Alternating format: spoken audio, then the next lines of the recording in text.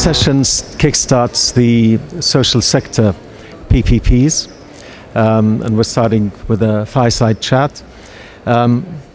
Just by way of a quick introduction, in the last session, Mr. Ahmed Al-Hammadi was asked where he sees the growth sectors, and he said that it's going to be in the social sector, in hospitals and in education.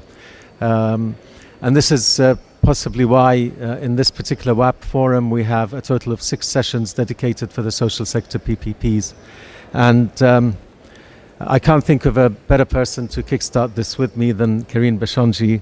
I was going to say welcome to the UAE, but it's actually welcome back. I know you spent many years here. Karine and I know each other from several years ago, and Karine heads the PPP's transaction advisory service for the International Finance Corporation, which is part of the World Bank Group. So I can't think really of a better person to do this with. Karine, how do we define the social sector? What are the different things that fall under a social sector? So is it working this way, or should I press the on? I think it's all already live here. It works? Yeah.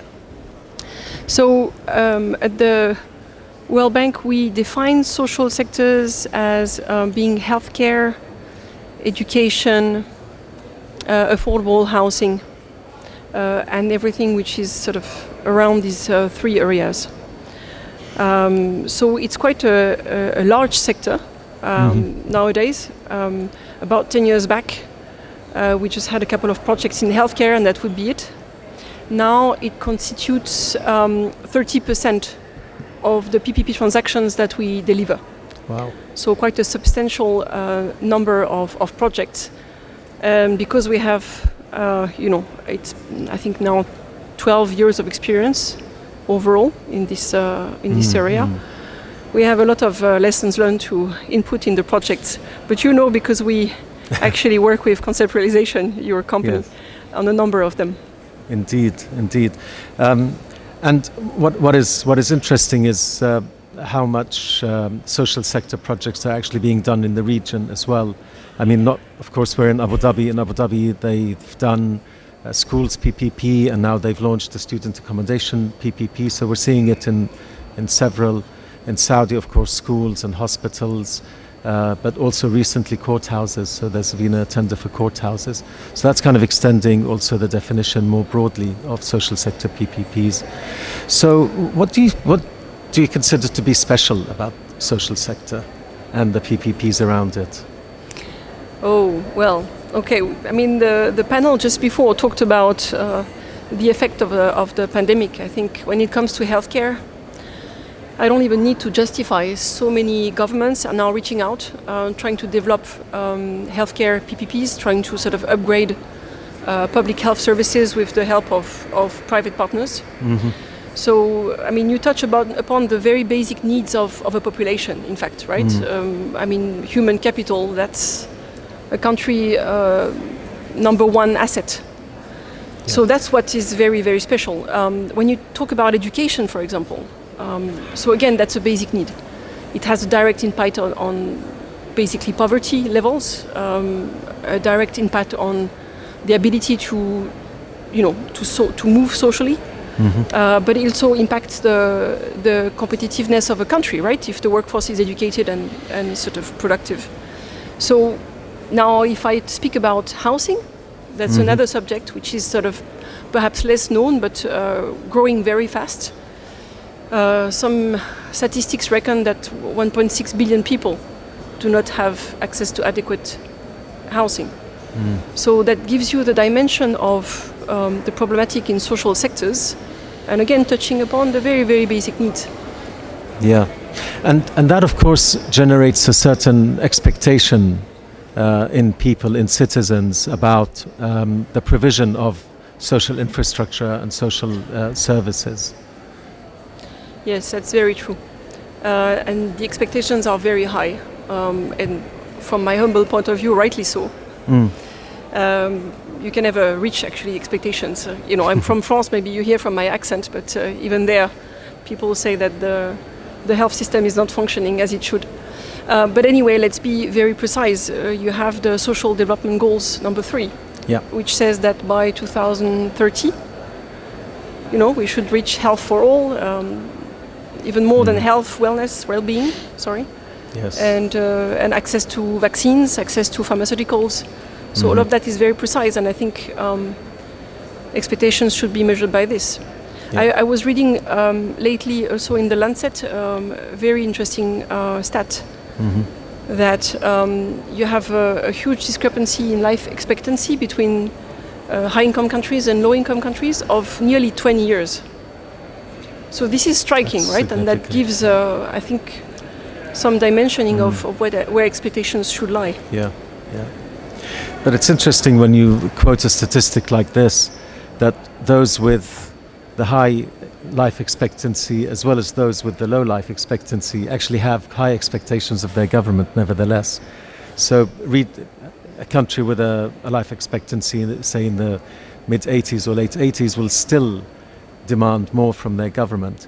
And the demand is not just about the provision of service, it's about access, it's about affordability, it's about all sorts of things. That's been because you work in so many parts of the world, and I presume that's the kind of pattern that you see as well. Yes, absolutely. And I think what's interesting is that there's a contradiction. So the social sectors are considered widely by the population as public good. So when you start talking about private sector participation, there are lots of emotions, right? A number of sort of controversial topics. But in fact, when you look at the health systems, private sector is everywhere. Yes. So governments basically have a difficult task. And you see there are very interesting cases nowadays where governments are trying to scale up access to health, scale up their insurance system, universal health coverage. And in parallel, they realize that they have no choice. They have to associate private sector.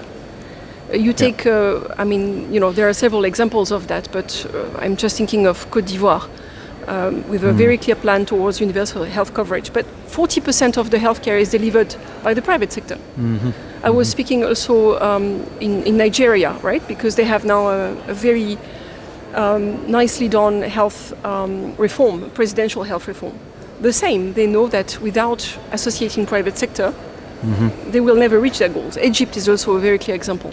So you have this contradiction, and PPP is sometimes seen as a midway by governments on their way to associate private sector in a mainstream way and scale.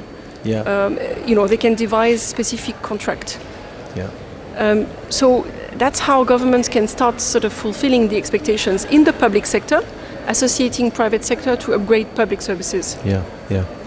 I think that's somehow I can see that governments need to kind of move forward with the reality that they find themselves in, because what we've seen in many countries, the underinvestment in particularly social infrastructures and social sector services, has really resulted in the private sector just stepping in to fill that gap. And usually the private sector fills the gap that's easiest to fill. So they don't take on the higher risk one or more costly services. They'll take on things where people will definitely pay, like invasive cardiology, dialysis and so on, which are more life-saving. And for the government to come in and say, we want to ignore all of that and start with our own pattern of things, really doesn't work well. You really need to take on board whatever's there with the private sector and somehow bring that into the public provision, as well as develop your own PPPs and maybe even direct public projects as well.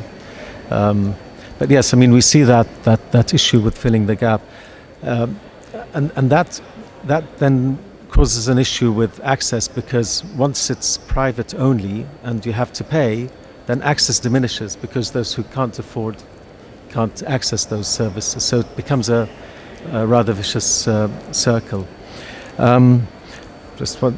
Conscious of the time we have, and this is only kickstarting. We have 5 more sessions, so you'll get a good flavor of the social sector today.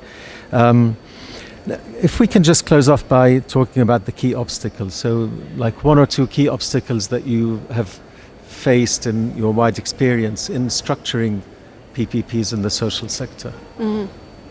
Yes, so look, we will have a lot of examples, I think, in the afternoon, right? Because I think what's more telling is to sort of tell these stories, these case studies, what worked, what didn't. But the number one obstacle that we see is affordability. So we are going to talk about, we are launching today a new publication, World Bank and an IFC, on diagnostics PPP. And we've studied over a year, 15 cases, 15 case studies, with a lot of lessons learned. I will talk in more details also in the afternoon session. But in fact, what you see is the affordability as being one of the key issues. Some governments launch PPPs thinking that you will base everything upon out-of-pocket payments. And then you have this vicious circle. Because everything is based on out-of-pocket, it's not affordable, and then utilization of investments is not there, right? Investments are underutilized. Yeah. Simply because access, users cannot access the services. Yeah. So that's the number one obstacle that we see, and there are ways of basically reutilizing public funds that are perhaps, less efficiently used in the public sector, to sort of devise PPPs that will function. Yes. But in fact, you have to sort of look at the affordability very early on when you devise a project. And that's what we do. We have a first phase where we look at the probable impact and we ask the governments if they want to go ahead. Yeah. Right? Because we have now sort of price benchmarks. That's one. Second is that you are dealing with healthcare professionals. And these health professionals are a scarce resource, not only in low and middle income countries, everywhere in the world. So they have alternatives. And so if you don't find a way to attract them to the PPP and retain their skills, then, it's difficult to have the sustainability of that project. So if I had to mention in the quick time 2 obstacles, that's what I would say. Yeah. I hear you loud and clear about the affordability, and we've worked on projects where we actually studied the affordability in the phase 0, as you call it, the pre-feasibility, because that really is a key decision point for the government to come to terms with what the payment structures would look like. And we've both had the experience where at the end of that, or even during a feasibility, the government gets to the point where they realize that this is a bill they can't afford. But oftentimes, the whole understanding of what the total cost isn't all that clear to the government anyway, so the benchmarks aren't necessarily with the government. Karine, there's going to be a lot to talk about. Thank you so much for coming, and it's great to have you back in the UAE. I'd like to thank Karine for her time.